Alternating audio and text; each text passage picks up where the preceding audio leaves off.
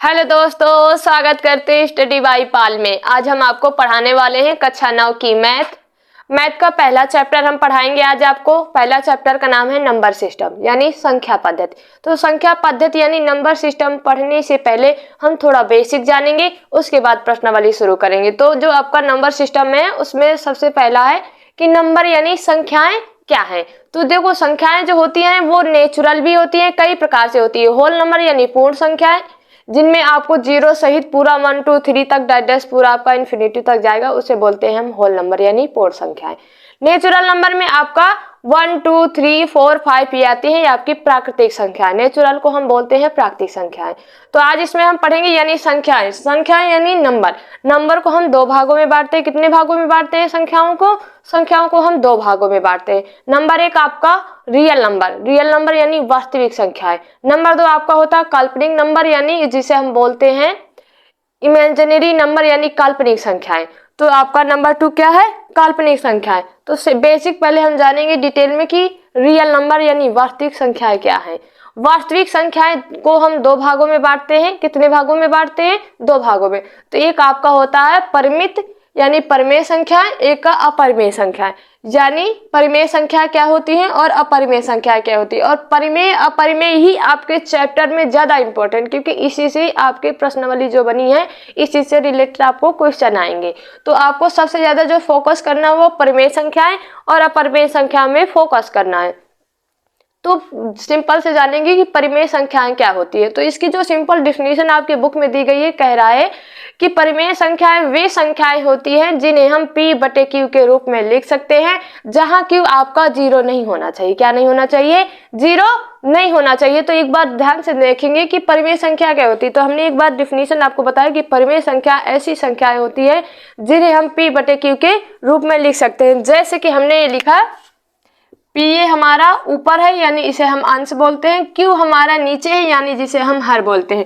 जो हर होगी, हर की जो नीचे की संख्याएं होती हैं वो जीरो नहीं होनी चाहिए। जीरो के अलावा कोई भी संख्या हो उसे हम P/Q में, लेकिन Q जो नीचे की संख्या होनी चाहिए वो जीरो नहीं होनी चाहिए। इतना आपको ध्यान रखना। वो क्या कहलाती है? वो हमारी परिमेय संख्या कहलाती है, यानी वो हमारी परिमेय संख्या कहलाती है। देखो, इसमें हमने कुछ टर्म्स लिखे हैं, कुछ इंपॉर्टेंट पॉइंट्स लिखे हैं परिमेय संख्याओं के, जैसे सभी भिन्न परिमेय संख्याएं होती है। जैसे कि ये भिन्न है, P/Q के रूप में होती है भिन्न। जैसे 1/2 हो गया, ये हमारी परिमेय संख्या, क्योंकि ये इसमें जो P है और ये 2 कितना है, हमने ये Q माना, तो यानी इसे हम P/Q के रूप में लिख सकते हैं। तो ये क्या है?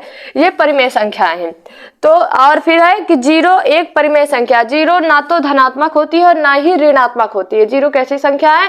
जीरो ना ही धनात्मक है और ना ही ऋणात्मक है, लेकिन जीरो परिमेय संख्या के अंतर्गत आती है। यानी जीरो कैसी संख्या? अगर हम आपसे पूछें कि जीरो परिमेय संख्या है तो आप कहेंगे यस, क्योंकि जीरो परिमेय संख्या। जीरो को हम P/Q के रूप में लिख सकते हैं, यानी 0/1 लिख सकते हैं, 0/2 लिख सकते हैं। यानी जीरो को हम जीरो है, जीरो के बट्टे में हम 1 लिख देंगे तो ये P/Q के रूप में आ गया, यानी जीरो। तो हमने क्या सिद्ध किया कि जीरो एक परिमेय संख्या, यानी जैसे हमने जीरो लिखा, जीरो के बट्टे अगर हम 1 मान सकते हैं, हमने लिखा इसे P/Q के रूप में लिख सकते हैं, जहां Q आपका जीरो नहीं होना चाहिए। यानी अगर आप किसी संख्या के बट्टे में जीरो रखेंगे तो उसका जो आंसर आएगा वो इनफिनाइट आएगा, इसलिए Q हमारा जीरो नहीं होना चाहिए। अगर Q हमारा जीरो तो वो परिमेय संख्या नहीं होगी। अब हम तीसरा टर्म पढ़ेंगे कि दो परिमेय संख्याओं के बीच अनंत परिमेय संख्याएं होती है। बिल्कुल सही, क्योंकि देखो दो परिमेय संख्याओं के बीच में अनंत संख्याएं हो सकती है। जैसे कि हमने लिया 3/4 और 6/3, ये हमारी P/Q के रूप में, ये भी P/Q के, इसमें यानी इसके जैसे 3 और 4 के बीच में हमने कहा कि 3 और 4 के बीच में कितनी परिमेय संख्याएं होंगी। तो आपको ये ज्ञात करके फिर बताना होगा। यही आपको ज्ञात करना है, यही प्रश्नावली में ज्ञात करना है। आपकी जो पहली प्रश्नावली है यही ज्ञात करना है। आपको संख्याएं दी होंगी कि 3 और 4, 5 और 6, कुछ भी संख्या दी, इनके बीच में आपको परिमेय संख्याएं ज्ञात करनी है, कितनी परिमेय संख्या है। तो इस तरह आपको ये ज्ञात करना है। तो हमने आपको क्या बताया? सबसे पहले नंबर बताया, यानी संख्या दो प्रकार की होती है। ये वास्तविक संख्या हो गई, ये काल्पनिक संख्या है। फिर वास्तविक संख्याओं को दो भागों में बांटा गया, यानी परिमेय संख्या, अपरिमेय संख्या। परिमेय संख्या को हमने एकदम सिंपल डेफिनेशन बताया कि वे संख्याएं होती हैं जिन्हें हम p बटे q के रूप में लिख सकते हैं, परिमेय संख्या कहलाती हैं। और 0 जो है वो भी परिमेय संख्याएं, सभी जितनी भिन्न होती हैं वो हमारी क्या होती है, परिमेय संख्याएं होती है। और परिमेय संख्या को p बटे q के रूप में लिख सकते हैं जहां q बराबर 0 नहीं होना चाहिए, यानी q हमारा 0 नहीं होना चाहिए। फिर तीसरा चौथा टर्म कि दो परिमेय संख्याओं के बीच अनंत परिमेय संख्याएं होती है, ये हमारा वास्तविक संख्या है। अब जानेंगे अपरिमेय संख्याएं, यानी अपरिमेय संख्याएं क्या होती। अपरिमेय संख्याएं में इसे p बटे q के रूप में नहीं लिखा जाता, यानी अपरिमेय संख्याओं को हम p बटे q के रूप में नहीं लिख सकते हैं। अपरिमेय संख्याएं जैसे 2, √2, √3, √5 और पाई। पाई भी कैसी है, अगर आप ये इस तरह के टर्म ज्यादा आते हैं, जैसे इसमें आपको जिद दिया है कि परिमेय संख्याएं 0 है कि नहीं, और इसी तरह आपसे पूछेगा जैसे क्वेश्चन में आ जाएगा कि आपकी पाई जो होती है वो कैसी संख्या है, परिमेय है, अपरिमेय है, वास्तविक है, ऐसे करके आएगा। तो आप क्या बताएंगे कि जो पाई है वो अपरिमेय संख्याएं हैं। ये हो गया परिमेय और अपरिमेय। अब हम जानेंगे काल्पनिक संख्या, यानी काल्पनिक संख्या क्या है, जिसे हम इमेजिनरी नंबर बोलते हैं। इसे हम आई से प्रदर्शित करते हैं, ऐसे करके ये आई से प्रदर्शित करते हैं काल्पनिक संख्या। काल्पनिक संख्या सिर्फ हम, काल्पनिक का मतलब ही होता है सिर्फ हम अपने कल्पना में ही सोच सकते हैं, इसकी निश्चित वैल्यू या निश्चित कोई मान निश्चित या कोई उस तरह नहीं होता। तो ये हमारी काल्पनिक संख्या है। इतनी हो गई आपका, पढ़ाने से पहले हम आपको डेफिनेशन समझाए एकदम बेसिक से, इसके बाद हम प्रश्नावली करेंगे। अब हम प्रश्नावली शुरू करेंगे। प्रश्नावली 1.1 कह रहा है, पहला क्वेश्चन देखते हैं क्या कह रहा है। कह रहा है कि क्या शून्य एक परिमेय संख्या है। हमने ये आपको डेफिनेशन में बता दिया है कि शून्य कैसी संख्या है। हमने आपको बताया था कि शून्य परिमेय संख्या। तो इसमें पूछ रहा है कि क्या शून्य एक परिमेय संख्या है, क्या इसे आप p बटे q के रूप में लिख सकते हैं जहां p और q पूर्णांक है और q बराबर 0 है, नहीं है, मतलब नॉट लगा है ना बराबर के बाद नॉट, तो बराबर नॉट, यानी आपका लगा है इक्वल नॉट, तो q बराबर नहीं है 0 के। तो इसमें देखते हैं, हमने आपको डेफिनेशन में बताया था, तो आप इससे इतने तक का आंसर लिख सकते हैं कि क्या शून्य एक परिमेय संख्या। तो आप लिखेंगे हल, हल यानी सॉल्व, कुछ भी लिख सकते हैं आप। लिखेंगे क्या शून्य एक परिमेय संख्या, तो कहेंगे हाँ शून्य एक परिमेय संख्या। हमने आपको तभी डेफिनेशन बेसिक बताया था ताकि आपको प्रश्नावली करने में कोई दिक्कत ना हो। तो यहाँ से यहाँ तक का आंसर है हाँ शून्य एक परिमेय संख्या है। फिर दूसरा क्वेश्चन इसी में कह रहा कि क्या इसे आप p बटे q के रूप में लिख सकते हैं। तो लिखेंगे हाँ इसे हम p बटे q के रूप में लिख सकते हैं। जैसे मैंने बताया था कि ये 0 है, अगर ये संख्या है इसके बटे में हम 1 मान सकते हैं, ये p बटे q के रूप में लिख गया। जैसे ये ऊपर वाला हो गया p, नीचे वाला हो गया q। फिर ये 0 है, इसके बटे में हम 2 भी मान सकते हैं, तब भी ये p बटे q के रूप में हो गया कि नहीं हो गया। तो यानी p बटे q के रूप में हम 0 को लिख सकते हैं। ये लिख दिए और ये लिख दिए। तो दूसरा भी क्वेश्चन है कि आप p बटे q के रूप में लिख सकते हैं शून्य को, हमने ये लिख दिया। 0/2, 0/1, 0/3 कुछ भी लिख सकते हैं आप, यानी 0 को हम p बटे q के रूप में लिख सकते हैं। फिर कह रहा है जहां p और q पूर्णांक है, सही, ये तो पूर्णांक है ही है, और q बराबर नहीं है 0 को। तो हमने यहाँ 1 माना, ये 0 के बराबर है, नहीं है। 2 माना है, ये 0 के बराबर है, नहीं है। तो ये हमने लिख दिया। ये पहला क्वेश्चन का आंसर है कि क्या शून्य एक परिमेय संख्या। तो आपको कहना चाहिए हाँ शून्य एक परिमेय संख्या। इसे p बटे q के रूप में लिख सकते हैं, हाँ लिख सकते हैं, हमने ये आपको लिख के बता दिया। फिर कह रहा p और q पूर्णांक है, यस ये पूर्णांक है। q 0 नहीं है, हमने 0 रखा ही नहीं है, ऊपर 0 रखा है, नीचे हमने 1 रखा, नीचे हमने 2 रखा। ये हो गया पहला क्वेश्चन। ऐसे हम दूसरा क्वेश्चन करेंगे। अब हम करेंगे दूसरा क्वेश्चन। देखते हैं दूसरा क्वेश्चन क्या कह रहा है। कह रहा पढ़ते हैं कि 3 और 4 के बीच में 6 परिमेय संख्या ज्ञात कीजिए। हमने बताया था कि 3 और 4 यानी 2 संख्याओं के बीच में जो हम बताए थे कि कितनी परिमेय संख्याएं हो सकती है। तो आपने कहा था अनंत, यानी 2 परिमेय संख्याओं के बीच में अनंत परिमेय संख्याएं हो सकती है। तो 3 और 4 के बीच में हमें सिर्फ 6 परिमेय संख्या ज्ञात करनी है। कितनी ज्ञात करनी है? 6।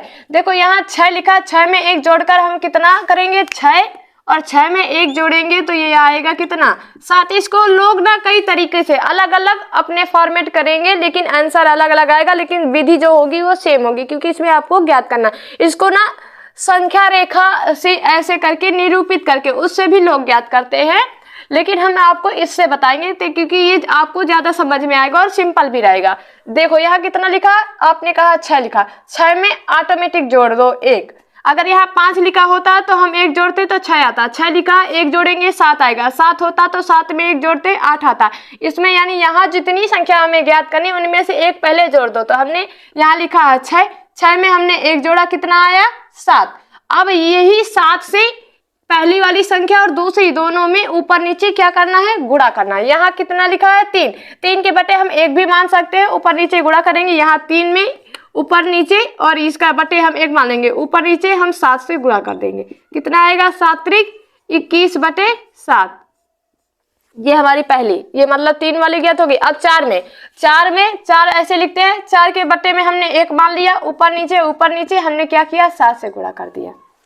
कितना हो जाएगा 7 चौक 28 और 7 एकम 7, यानी 21 बटे 7 और आया हमारा 28 बटे 7। यानी इन दोनों के बीच में हमें परिमेय संख्या ज्ञात करनी। कितनी ज्ञात करनी है 6 ज्ञात करनी। 21 यहाँ दी है तो क्या हो जाएगा 22 बटे 7, फिर आएगा 23 बटे 7, फिर क्या आएगा 24 बटे 7, फिर क्या आएगा 25 बटे 7। 1 2 3 4 अभी हुए, अभी हमें कितनी ज्ञात करनी 2 और ज्ञात करना, यानी 26 बटे 7 और 27 बटे 7, 28 बटे 7 है ये।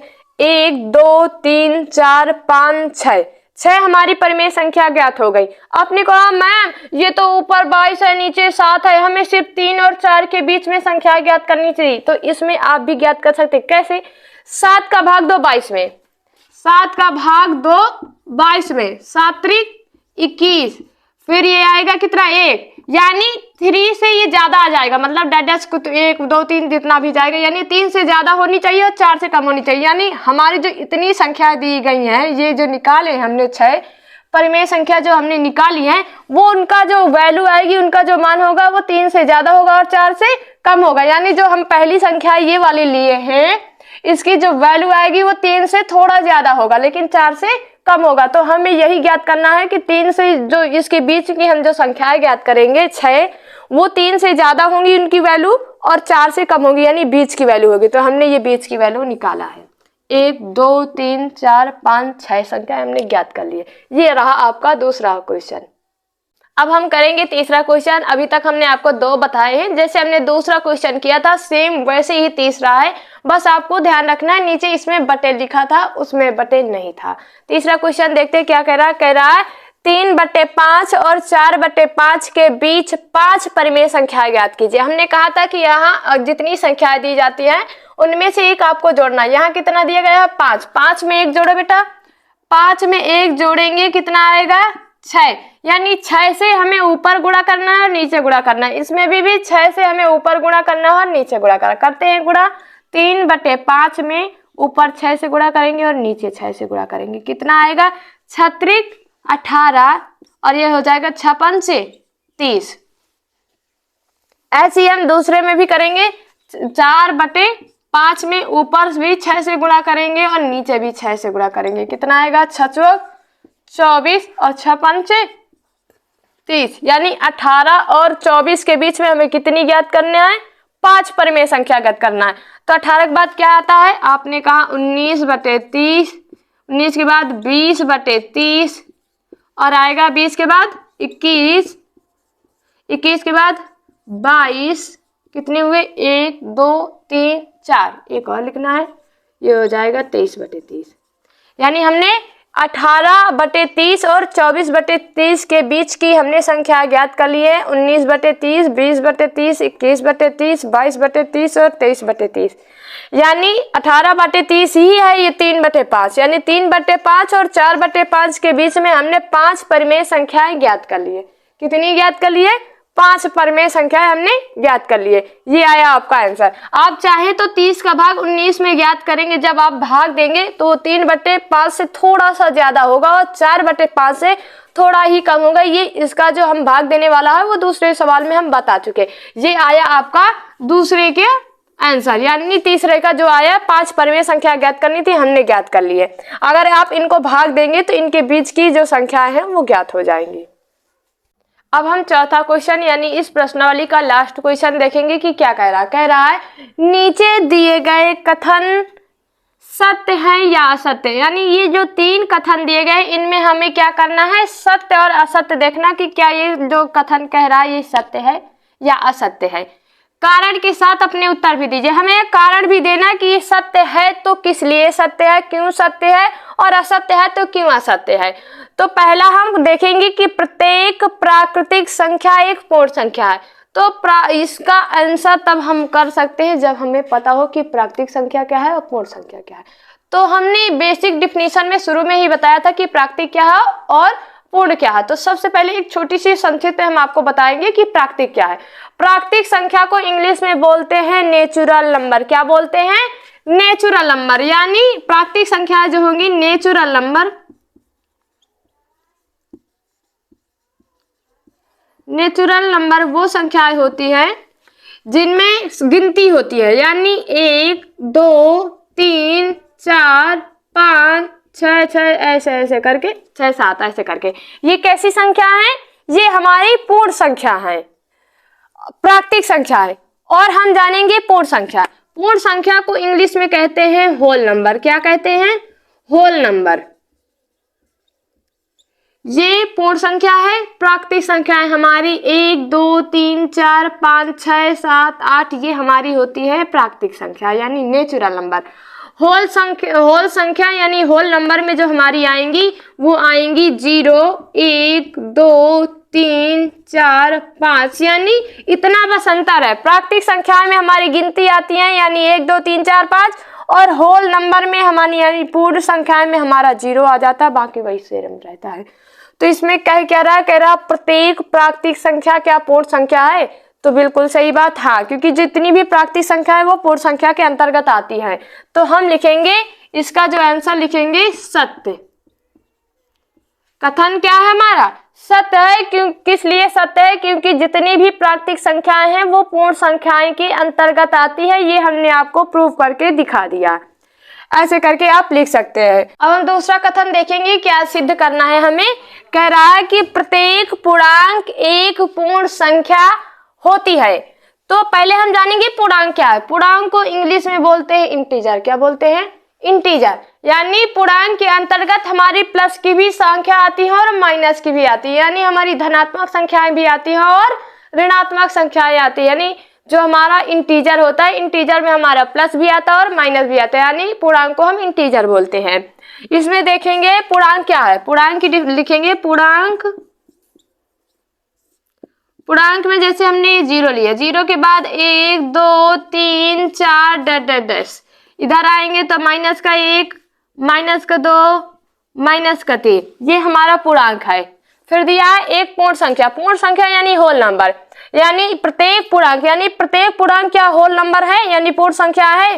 देखो यहाँ से तो एक मिल रहा है, 0 मिल रहा है, बाकी यहाँ -3 है, -3 यहाँ है नहीं है, यहाँ -2 है पूर्णांक में, तो क्या होल नंबर में -2 है नहीं है, इसलिए दूसरा वाला जो कथन है वो क्या है, असत्य है। क्या है, असत्य है। ये हमने आपको प्रूव करके दिखाया, यानी इंटीजर यानी पूर्णांक में माइनस संख्याएं आती हैं, पूर्ण संख्याएं में माइनस संख्याएं नहीं आती, इसलिए यह जो कथन कह रहा वो है असत्य। अब हम तीसरा टर्म पढ़ेंगे, यानी तीसरा कथन प्रूव करेंगे कि ये सत्य है या असत्य। कह रहा प्रत्येक परिमेय संख्या एक पूर्ण संख्या होती है। हमने आपको परिमेय संख्या की एकदम शुरू में ही बेसिक बताया था, बेसिक रूल, कि जो परिमेय संख्याएं होती हैं वो भिन्न होती है। क्या होती है, भिन्न होती है। तो क्या भिन्न पूर्ण संख्या होती है, पूर्ण संख्या में तो भिन्न है ही नहीं। यानी परिमेय संख्या हम लिखेंगे, जैसे परिमेय संख्या हमने कुछ उदाहरण में लिखे। परिमेय संख्याएं, परिमेय संख्या हमने जैसे लिखिया 5/3, 2/3, 8/7, ये हमने लिख दिया। ये हमारी क्या है, परिमेय संख्या। क्या 5/3 यहाँ मिल रहा है, कोई संख्या है पूर्ण संख्या में? क्या 2/3 यहाँ है, नहीं है। क्या 8/7 यहाँ है, नहीं है। इसलिए तीसरा जो हमारा कथन दिया गया है वो क्या है, वो भी हमने सिद्ध किया है, क्या है, असत्य है। तीसरा भी जो हमारा कथन है वो भी क्या है, असत्य है। क्यों असत्य है? क्योंकि प्रत्येक परिमेय संख्याएं पूर्ण संख्याएं नहीं होती हैं। ये हमने लास्ट का, पहले प्रश्नावली का लास्ट क्वेश्चन हमने कर लिया। हम आशा करते हैं कि ये प्रश्नावली आपको बहुत अच्छे से समझ में आई होगी। अगर कोई भी डाउट है, कहीं भी आपको दिक्कत हो रही है क्वेश्चन समझने में, तो आप कमेंट बॉक्स में कमेंट कर सकते हैं ताकि हम आपको डिटेल में आंसर दे सकें। तो धन्यवाद क्लास, पढ़ते रहें, मुस्कुराते रहें। Thank you.